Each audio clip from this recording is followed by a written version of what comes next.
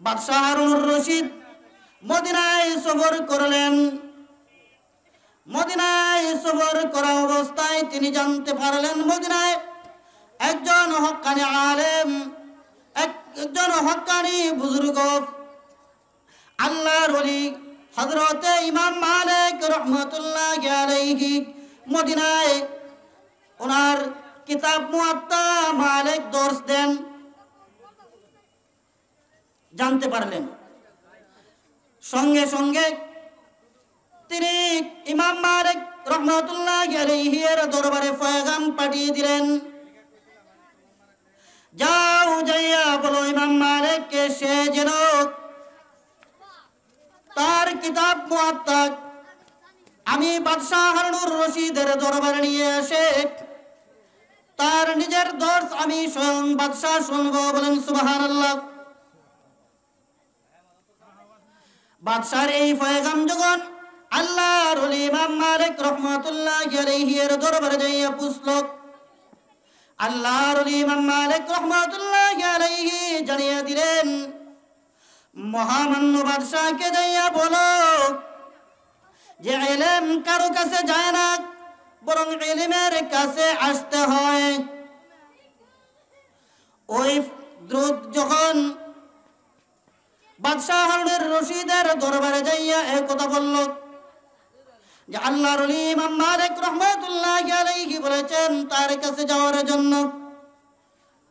ওই বাদশাহ হারুনুর রশিদ ছিলেন নেককার আল্লাহওয়ালা। তিনি দূতের এই কথা শোনা মাত্রই বুঝে ফেললেন বাস্তবিক ইলম হলো সম্মানী জিনিস। ইলম আমার কাছে আসবে কেন, বরং আমি বাদশাহ হলেও ইলমের কাছে যাওয়ার দরকার, ইলমকে সম্মানিত করার দরকার। কথা ঠিক না বেঠিক?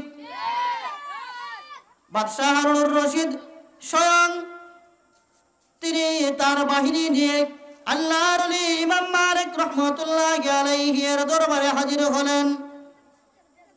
যাইয়া বললেন, আল্লাহর ওলি আমি আপনাকে বলেছিলাম আমার দরবারে যাওয়ার জন্য, কিন্তু আপনি বললেন আমি আপনার দরবারে আসার জন্য।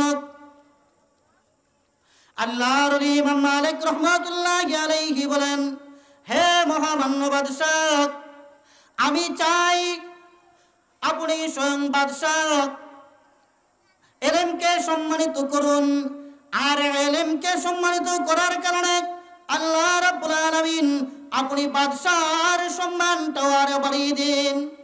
সুবহানাল্লাহ। অতএব আল্লাহর ওলি ইমাম মালিক রাহমাতুল্লাহি আলাইহি এর দরবারে বাদশাহ হারুনুর রশিদ যাইয়া পুছলেন, যে জায়গার মধ্যে আল্লাহর ওলি ইমাম মালিক যে মসনদের মধ্যে বসিয়া দর্স দেন, ওই মসনদের মধ্যে বসলেন। বাদশাহ কই দিয়ে বসছেন? যে জায়গার মধ্যে বসিয়া তিনি কিতাব পড়ান মুয়াত্তা মালিক। মুয়াত্তা মালিক কিতাব হলো হাদিসের কিতাব, সিয়াসিত্তা কিতাব সমূহের কিতাব, টাইটেল ক্লাসও পড়ানো হয় এই কিতাব। অতএব লক্ষ্য করে দেখবেন যত বড় মাদ্রাসা আছে, দাওরা হাদিসের ক্লাস আছে, দাওরা হাদিসের ক্লাসের একটা মঞ্চ থাকে। এই মঞ্চের মধ্যে বসিয়া বুখারী শরীফ দর্স দেওয়া হয়, তিরমিজি শরীফ দর্স দেওয়া হয়, বিভিন্ন কিতাব দর্স দেওয়া হয়। তো আল্লাহর ওলি ইমাম মালিক রাহমাতুল্লাহি আলাইহি ওনার দর্স, ওনার মসনদের মধ্যে বসিয়া দর্স দিতেছেন। বাদশাহ হারুনুর রশিদ যাইয়া ওনার পাশে বসলেন। আল্লাহর ওলি ইমাম মালিক রাহমাতুল্লাহি আলাইহি বলতে লাগলেন, হে মহামান্য বাদশাহ, আপনি ইলমকে সম্মানিত করেছেন, তাহলে আরো যদি সম্মানিত করতেন তাহলে আল্লাহ রাব্বুল আলামিন আপনার মর্যাদা আরো বাড়িয়ে দিতেন।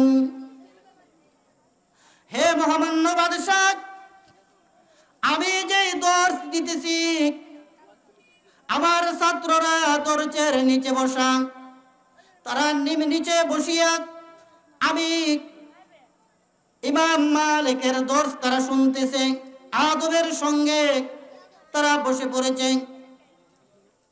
অতএব আপনি মহামান্য বাদশাহ যদি আমার মঞ্চ থেকে নামিয়া নিচে যাইয়া আমার ছাত্রদের সঙ্গে বসতেন, তাহলে ইলমকে পুরোপুরি আপনার দ্বারা সম্মান করা হতো।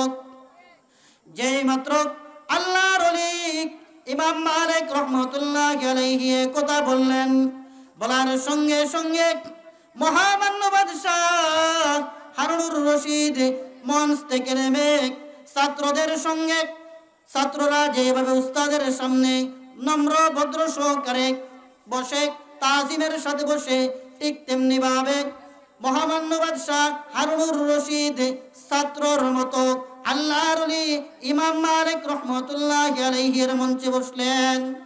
সুবহানাল্লাহ। তাহলে ইলমকে স্বয়ং বাদশাহ হয়েও তিনি কি করছেন? অনেক মর্যাদা দিচ্ছেন। তাহলে ইলম হলো ভাই কি? ইলম হলো সম্মানী জিনিস। বলতেছিলাম যে ইলম কারো কাছে আসে না, বরং ইলমের কাছে যেতে হয়। ইলমের কাছে কি করতে হয়? ইলমের কাছে যেতে হয়। যদি ইলমের কাছে আপনি যান, তাহলে আপনি ইলম শিখতে পাবেন। আর না হয় ইলম আপনাকে তালাশ করে আপনার বাড়ি যাবে না। আর ইলমকে তালাশ করে প্রয়োজনে আপনি যদি চীন দেশ সফর করতে হয়, চীন দেশ সফর করেন, কোনো অসুবিধা নেই।